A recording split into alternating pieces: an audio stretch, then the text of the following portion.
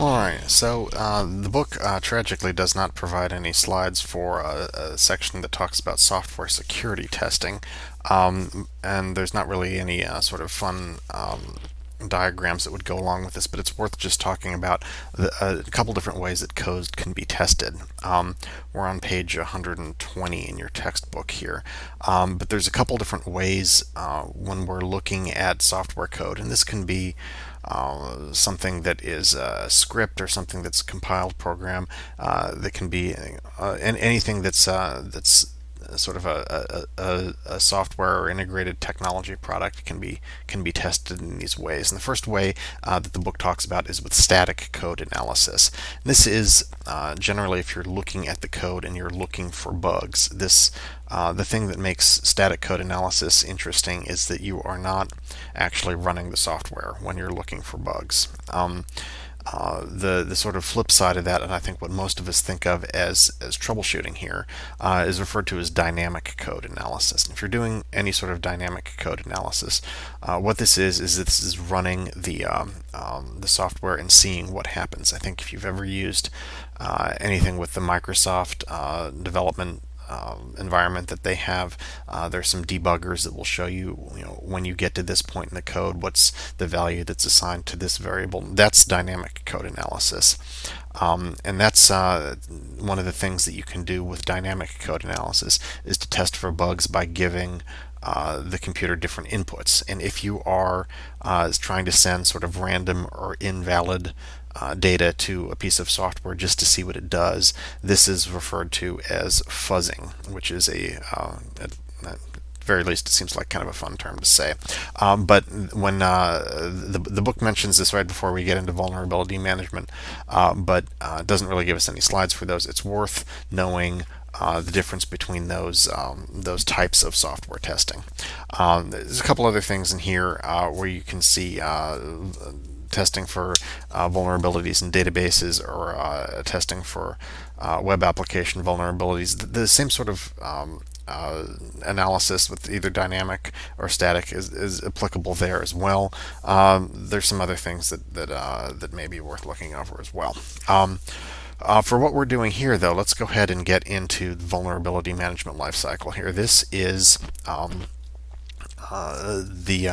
anytime, and this is sort of strange to look at for the first time because there's not necessarily a part where this starts because it happens over and over again. As you can see, this thing looks like something that once you've started keeps going for a very long time, which is certainly good for those of us that are looking for any sort of job security here at the very least. But if there's any sort of first step here, would be testing to see if you can find vulnerabilities. When the vulnerabilities are found, then those vulnerabilities are tried. You attempt to try to fix those vulnerabilities or to make them so they're no longer problematic. And that's referred to as remediation. Remediation here means fixing, for lack of a better word. So once we are in the remediation phase, this is pretty much the only phase we haven't talked about so far. If you have a list of vulnerabilities, you need to be able to prioritize those in some way. So how do you prioritize something that is a vulnerability that you found? Well, how critical is the system on which the vulnerability was found? That's one way of approaching this. If you have a server that keeps all of your users' personal information, well, that's going to be pretty disastrous if that gets out. If it's a bunch of if it's a server that backs up all the memos that somebody who has since left the company has generated and they're 10 years old, well, if those get out, that's probably going to be less disastrous. So how critical is the system if you only have one web server and you don't have any sort of load balancing or backup servers? Well, that's going to be a little bit more important than other servers if there are sort of multiple servers that could do the same job. But that's what the first thing the system information criticality is referring to.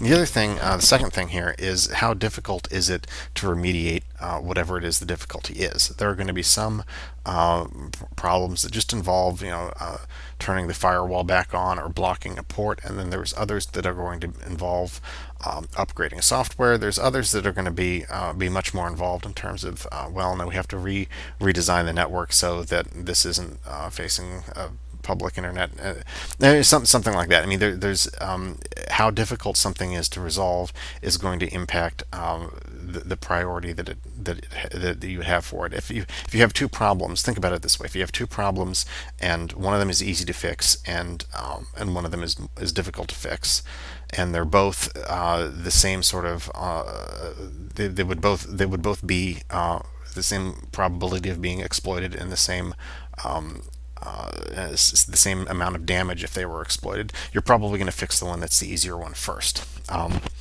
That's what that's talking about with difficulty. Doesn't mean if something's really hard to do, then just don't do it. It just means that we need to a lot of times knock out the low-hanging fruit first, particularly if it's an easy fix for a critical system.